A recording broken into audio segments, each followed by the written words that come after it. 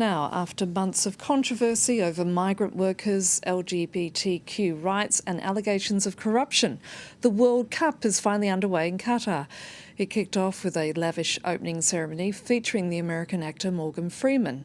Qatar then became the first host in the tournament's 92-year history to lose their opening match against Ecuador. Now, joining me from Brussels is Sébastien Boussois, a Middle East specialist. Sébastien, thank you for your time.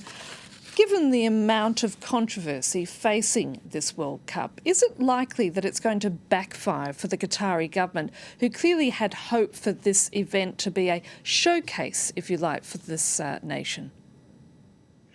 Well, I would like to be positive first and to speak about positive things and historical things. I really think that the most important for Qatar, even if they lost yesterday, we know that they are not the first, let's say they are not almost the first and the most great country, team in the world. I think that the fact that the World Cup is organized for the first time in an Arabic country is very, very important. I think that it's such a symbol.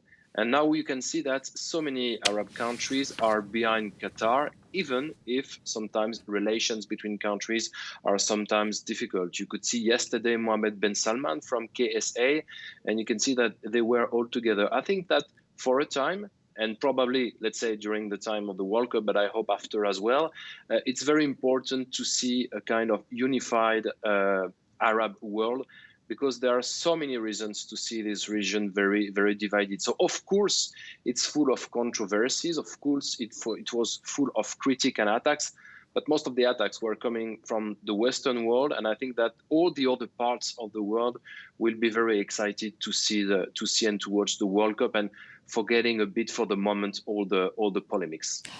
Coming back to what you've just said, it's clear from what you're expressing that you probably would believe that Qatar has been unfairly singled out because it is a Muslim nation, and that the same amount of scrutiny was not, say, given to Russia when it held the World Cup in 2018. Yeah, that's correct. I just wonder actually now if we have finally a problem with the Arab world, or if we just discover Arab world, because on the question, of course, of the difficulties for people to work in so many countries, probably 75% of the world. I mean, the workers' rights are sometimes very difficult to be respected. The issue as well of the LGBT.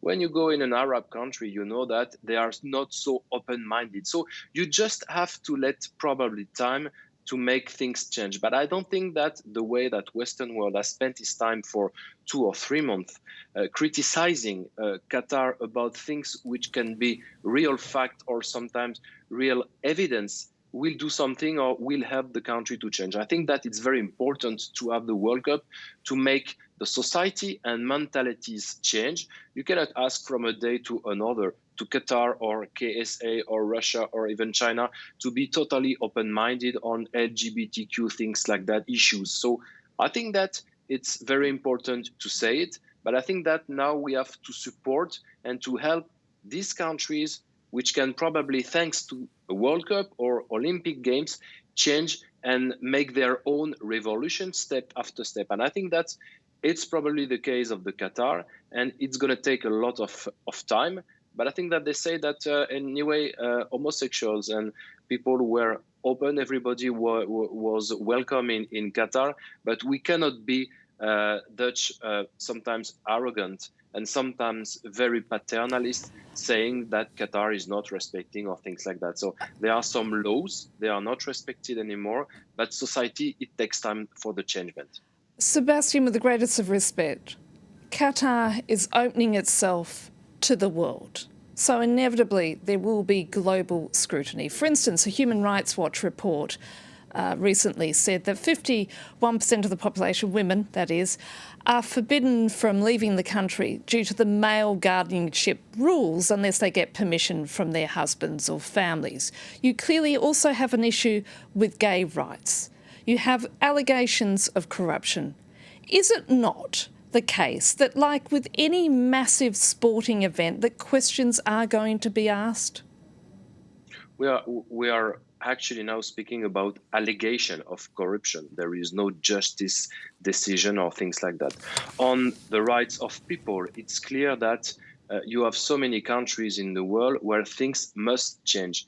But I think that when we decide to give this kind of organization to a country, we can bet on the fact that things step after step will change. If you just decide to put these countries out of the game from the beginning, it's a problem. But I think that for the next World Cup, for the next Olympic Games, it will be very essential and very important to have a kind of preconditions to fulfill to be able to organize Dutch an event. It's really touchy, of course, these issues. It's the same in so many Muslim countries.